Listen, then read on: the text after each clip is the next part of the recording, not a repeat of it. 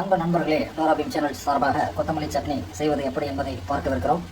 முதலில் கொத்தமல்லியை தேவையான அளவு அலசி எடுத்து வைத்துக் கொள்ளுங்கள். 2 தக்காளி, 2 பச்சை மிளகாய், பூண்டு சிறிது இஞ்சி, அரை மூடி எலுமிச்சம்பழம், கியூமின் சீட்ஸ், ஜீரகம், உப்பு இவற்றை எடுத்து வைத்துக் கொள்ளவும். இவற்றை அனைத்தையும் ஒன்றாக சேர்த்து மிக்சியில் அரைத்துக் கொள்ளுங்கள். கடைசியாக அதனை கருவேப்பிலை, கடுகு, உளுந்து சேர்த்து தாளித்து பரிமாறவும். மிகவும் ருசியானது, உடம்புக்கு ஆரோக்கியமான சட்னி. வாருங்கள் செய்வது எப்படி என்பதை பார்ப்போம்.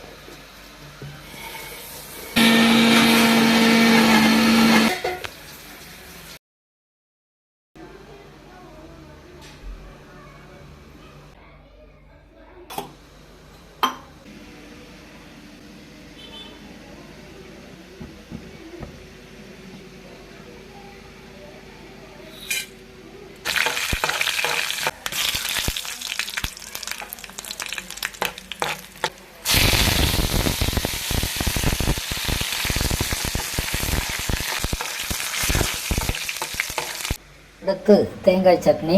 பொட்டுக்கடலை, தேங்காய், சிகப்பு மிளகாய், பூண்டு, சிறிது உப்பு, சிறிது சுகர் இவற்றை அனைத்தையும் ஒன்றாக கலந்து அரைத்து கொள்ள வேண்டும்.